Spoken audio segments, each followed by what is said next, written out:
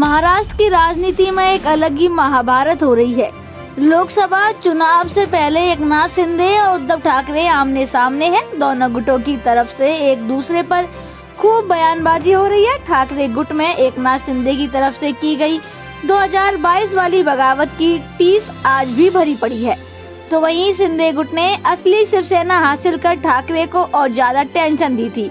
यही वजह है कि ठाकरे परिवार को जब भी मौका मिलता है तो एकनाथ शिंदे पर वो हमलावर नजर आते हैं। इसी कड़ी में अब एक बार फिर से उद्धव ठाकरे के बेटे आदित्य ठाकरे ने एकनाथ शिंदे को चैलेंज कर दिया है, तो उसके बाद शिंदे गुट ने भी कमान संभाल ली है और ठाकरे परिवार को खुलेआम ललकारा है, जिसके बाद महाराष्ट्र की राजनीति में भूचाल आ गया है। तो चलिए आपको विस्तार से बताते हैं क्या है पूरी खबर। दरअसल आदित्य ठाकरे ने सीएम शिंदे को उनके सामने चुनाव लड़ने की चुनौती दी है। आदित्य ठाकरे ने कहा कि गद्दार चले गए लेकिन शिव सैनिक अभी भी हमारे साथ है। अगर गद्दारों में थोड़ी शर्म और हिम्मत होती तो वो ठाणे नगर निगम का चुनाव कराते, लेकिन वो ऐसा नहीं करेंगे। मैं आपको चुनौती देता हूँ कि अगर आप में साहस है तो इस्तीफा दें। मैं आपके निर्वाचन क्षेत्र में आकर लड़ने के लिए तैयार हूँ। अब जैसे ही आदित्य ठाकरे ने सीएम एकनाथ शिंदे को चुनौती दी, तो उसके बाद एकनाथ शिंदे गुट की शिवसेना की तरफ से भी कमान संभाल ली गई है।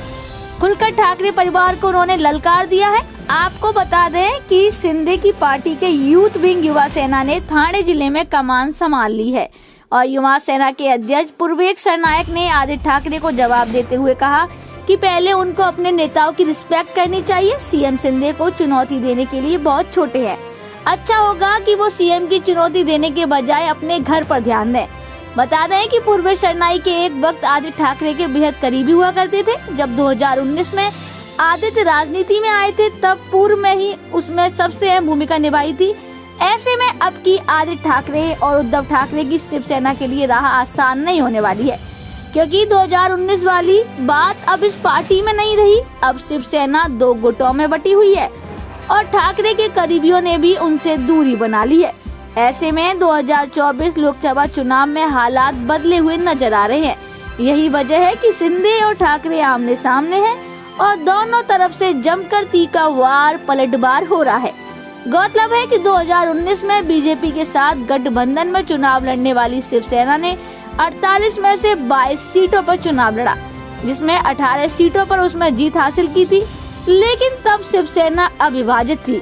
हालांकि अब ऐसा नहीं है और अब शिवसेना पूरी तरह टूट चुकी है। ऐसे में आपकी महाराष्ट्र की राजनीति में सब कुछ बदला बदला नजर आ रहा है और यही वजह है कि दोनों गुट पूरी ताकत के साथ मैदान में है। अब देखना होगा कि 2024 लोकसभा चुनाव में कौन बाजी जीतता है। अभी जिस तरीके से आदित्य ठाकरे ने एकनाथ शिंदे को चैलेंज दिया और उसके बाद एकनाथ शिंदे गुट की शिवसेना की तरफ से आदित्य ठाकरे को ललकारा गया है, उसको लेकर आपका क्या कुछ कहना है, अपनी राय वीडियो के लास्ट में कमेंट में जरूर दें। तो हमारे साथ देखते रहिए फाइट अगेंस्ट क्रिमिनल चैनल और पढ़ते रहिए fight against criminal daily newspaper. आज की खबर में बस इतना ही। वीडियो को लाइक करें और चैनल को सब्सक्राइब कर ले, जिससे आने वाली वीडियो की नोटिफिकेशन आपको मिलती रहे।